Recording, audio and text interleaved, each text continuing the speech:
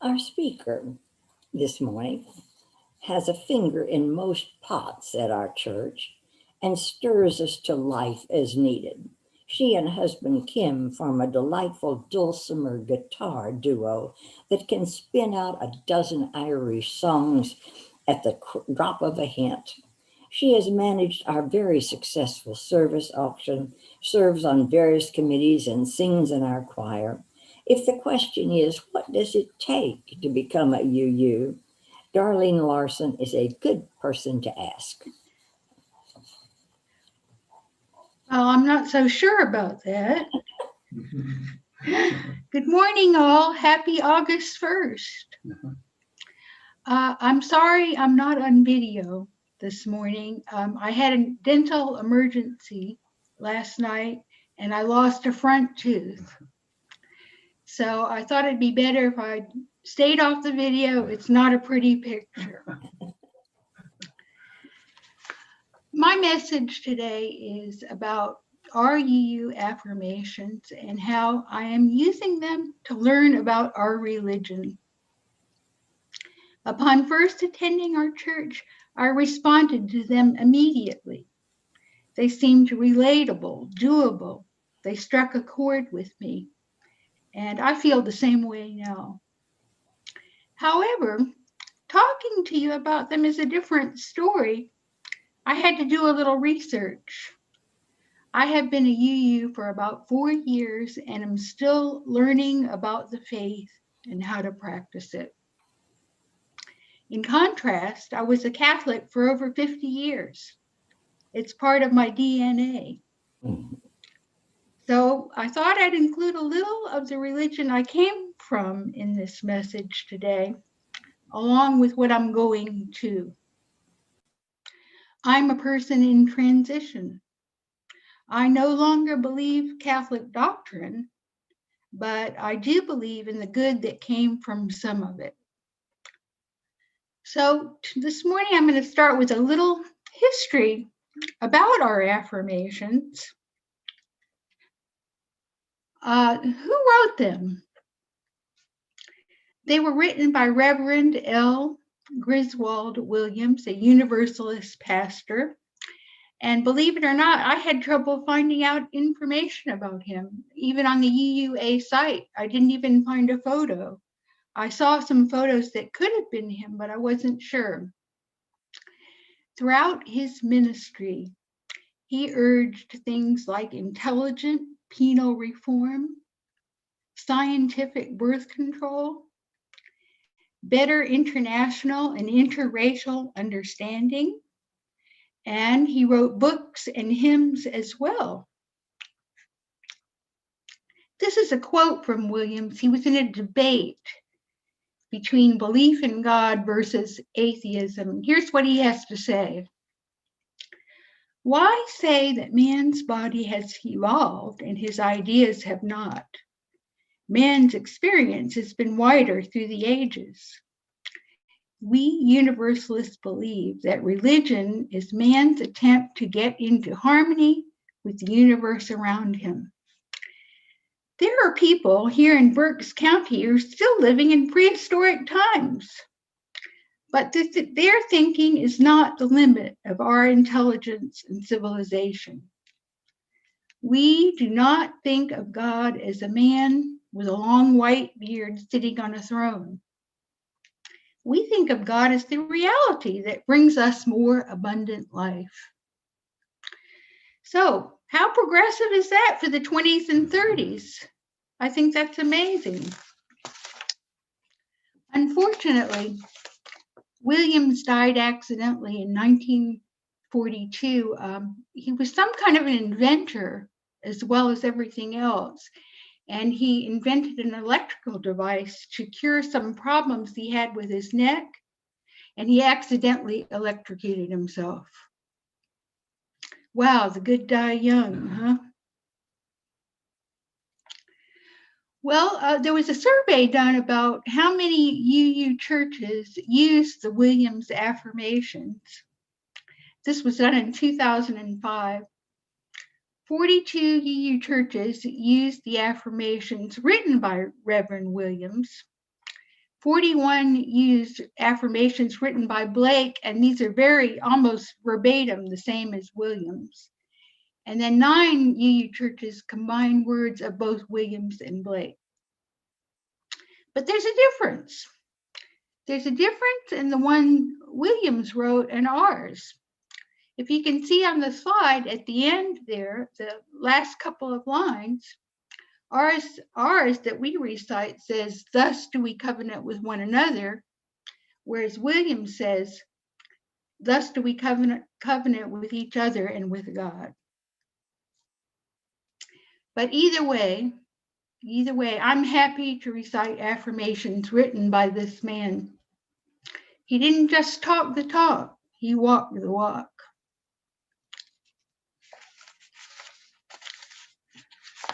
Okay, and I hope you can see your slides here.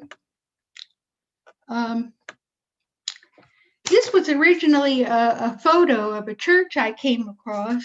It's called First Parish Church, and it's in Portland, Maine. Thought you might like to see that the affirmations, or the first part of our affirmations that we recite is posted right on the wall, the front wall of the church. I had to draw it because I didn't have permission to use the photo.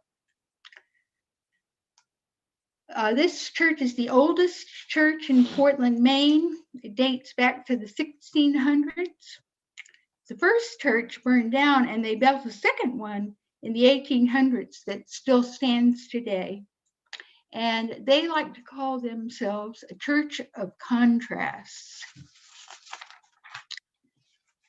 The building is formal.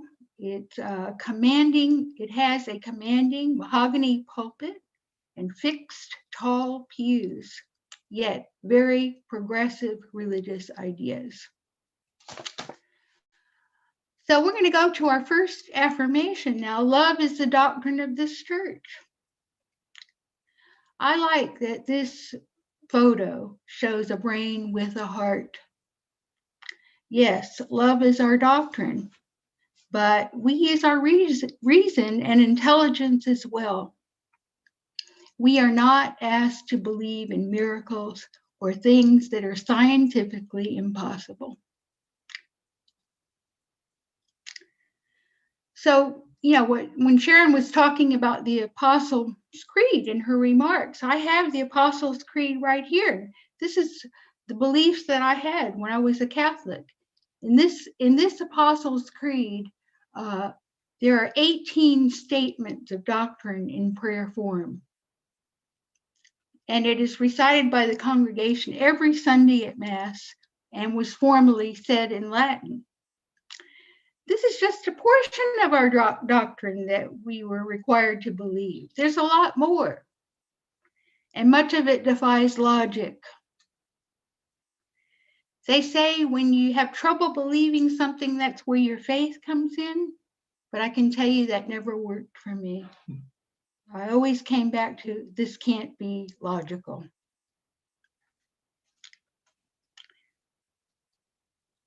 In our church, we have one statement of doctrine.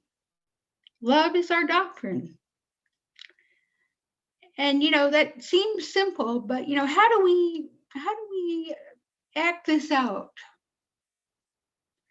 I found this quote from Reverend Meredith Garman of Long Island helpful in explaining how love works as a doctrine. She says,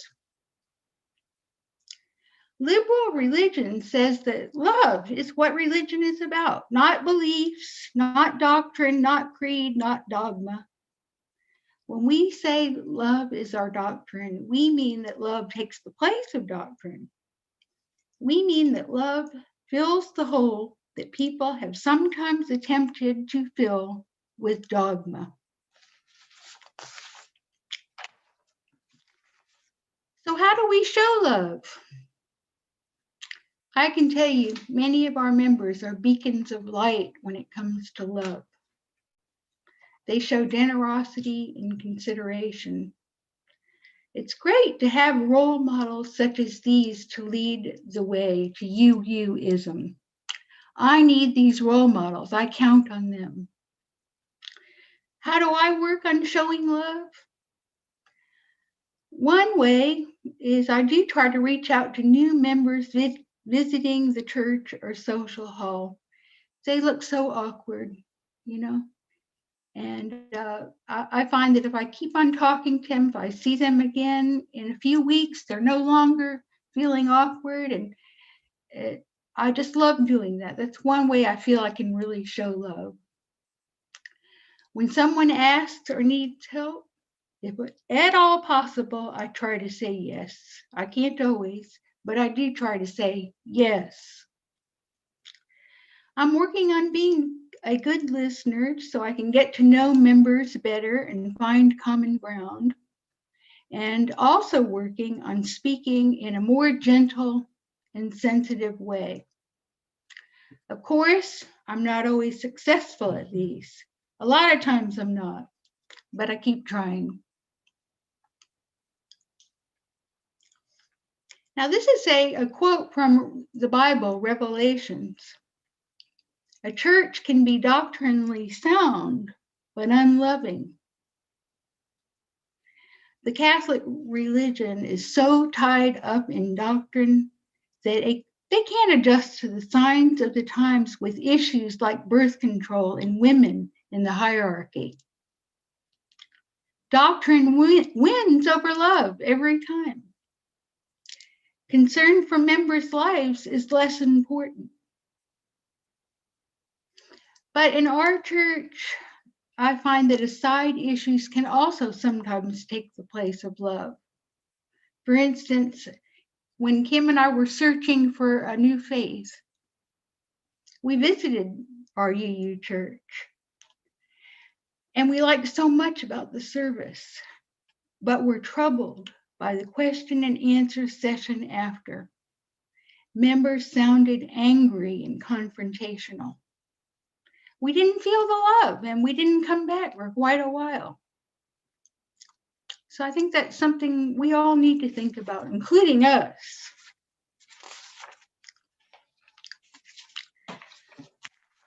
The quest for truth is our sacrament.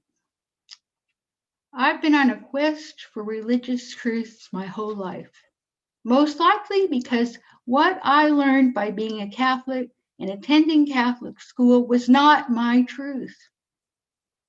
I remember kneeling in a pew as a child, thinking about an unfair God who would reject those who weren't Christian. How could this be? The effect was that after high school and through my early 20s, I didn't want to have anything to do with religion. However, I was still curious. And one of the first electives I chose in college was world religions, an extremely enlightening class where we were encouraged to make up our own minds. And this was a first for me. After Kim and I graduated from college, we both felt the need to have a religion or a faith in our lives. After visiting a few different denominations, Kim made the decision to become a Catholic. He responded to the tradition and the ceremony of the faith. Tradition played a big part in my decision to return. My quest for truth continued with Catholicism as a guide.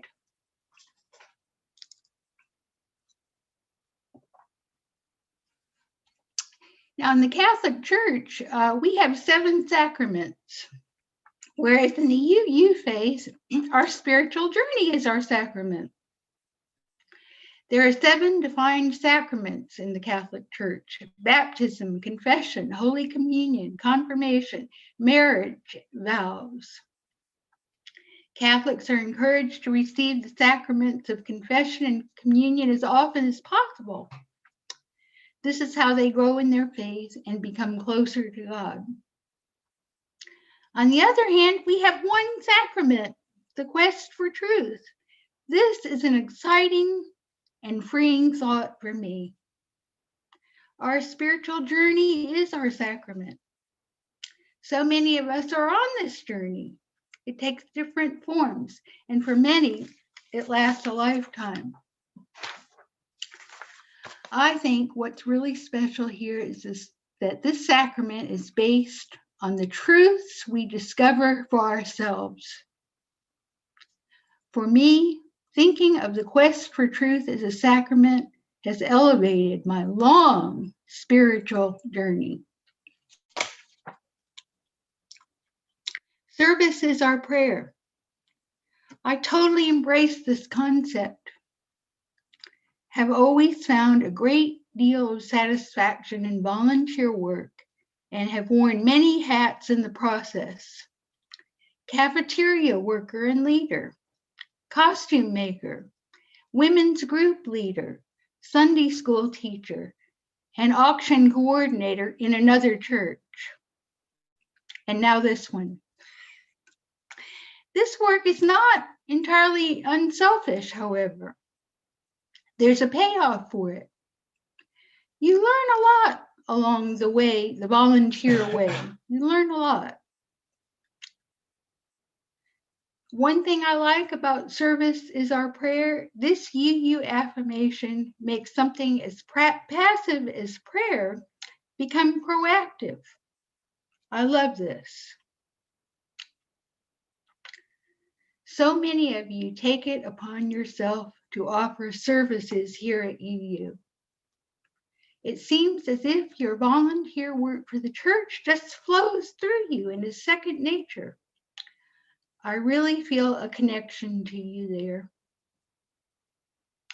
My service work for the church the last few years is leading the fundraising team, which involves 4 fundraisers a year: service auction, spaghetti dinner, craft fair, and promotional items. This is a big job, and it encompasses all the time that I have available to give, but I enjoy the work. I love seeing the creativity and generosity of the members during the auction, not only donating services, but then buying them as well. That's an amazing thing to watch. I like to think that the funds generated by our fundraising team help to support all the wonderful, worthwhile activities that happen here at UUCJ. Additionally, the payoff, I have increased my computer literacy by learning our very comprehensive auction program.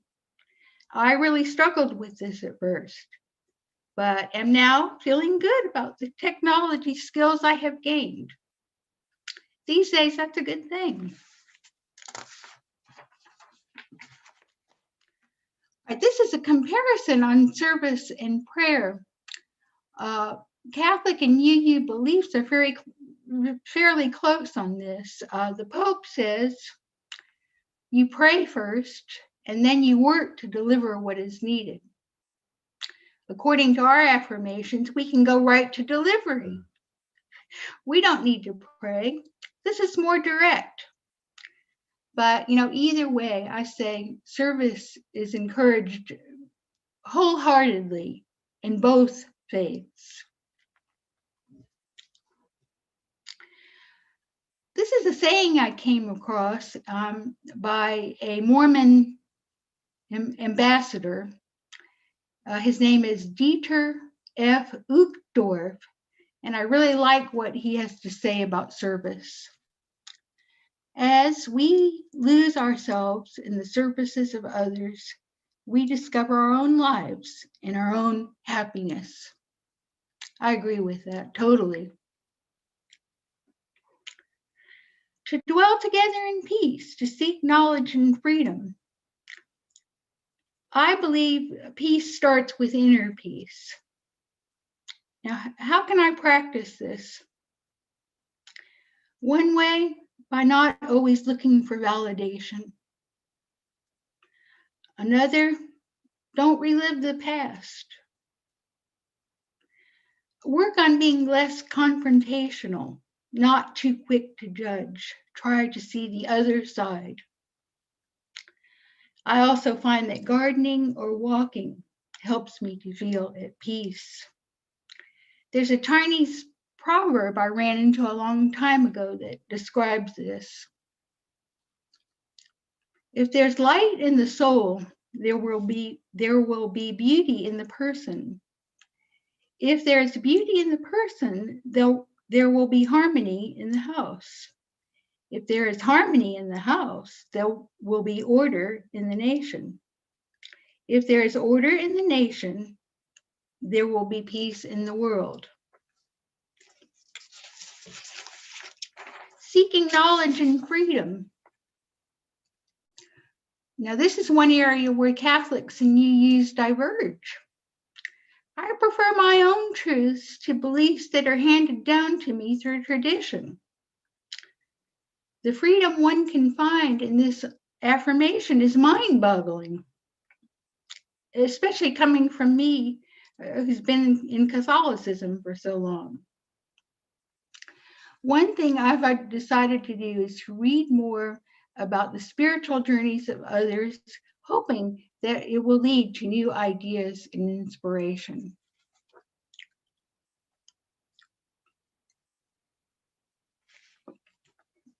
To serve humanity and fellowship. Well, our UU church does this quite well. We have eye care. That's where 38 churches band together.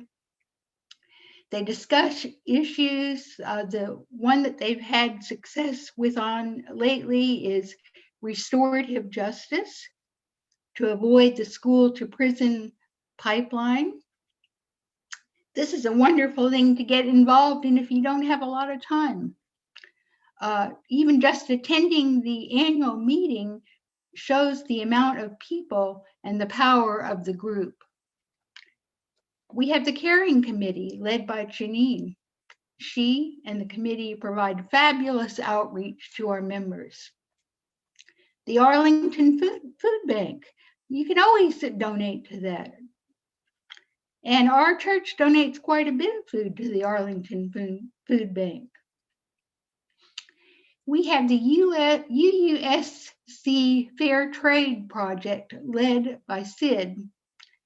For every pound of chocolate or coffee you buy, 20 cents goes to the Small Farmers Fund. We have the Arlington Community Garden, and this August, it'll be open Saturday mornings, 9 to 12, on the 14th and the 28th. No reservations required. You just show up and you can help with the garden. We have the book program for school children led by Meg. UU adopts a school and every child receives 3 new books. And this program is led by Meg. Yes, our next one. To the end that souls shall grow in harmony with the divine. Well, I have trouble with this affirmation. What is harmony with the divine or God? I read answers from 7 UU reverends on the UUA website, and each one had a different answer for what God or the divine is. And most of their definitions were still evolving. And here's the themes. They see God as a life source, mystery, web of existence, a biblical God, love, community, and relationship. Now, I'm still deciding on what the divine or God is. So as of now, can't really say what harmony with an unknown would be.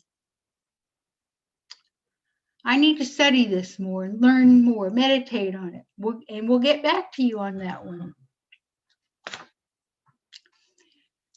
However, I do have a reverence for nature and the garden, and I think of it as another world, a getaway. Early morning is my favorite time. I do a lot of thinking in the garden. Working out problems happens, as well as many creative thoughts. Birds are singing. It's a sacred place. Working with plants gives me a great appreciation for nature, which I see a little of the divine in. A plant I'm working on right now, Eastern Dune Daisy. It's a native wildflower that provides erosion control for beaches and sand dunes. It tolerates extreme drought, provides food for small animals and insects. It chokes out weeds. It reseeds itself. I have propagated several of them from seed and now have a patch growing on the dune in my front yard. This is an amazing plant that I am awed by, and it's not the first. I've been awed by many plants throughout my gardening life. I've been thinking, perhaps I should explore Native American beliefs where they see God and the divine in nature. Thus, do we covenant with one another? Well, what is a covenant? You know, it's a little confusing, I think. It's always an agreement, but who is it with? In a biblical sense, a covenant is a promise with God. In a legal sense, it can be a lease, or a deed. I've created my own definition of what I think a covenant is. I'm calling it a sacred partnership in which we make promises to each other. It is not just about the words that we recite at the end of a service. Our task is to ask ourselves, how can we turn these words of affirmation into action? And I'd like to close with a little meditation for you.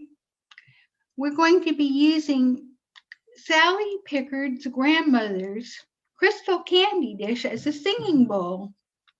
I read that you could use crystal in place of a singing bowl, that it sings a little. So our meditation is this: how can I personally turn our UU words of affirmation, love, truth, service, peace, knowledge, into action?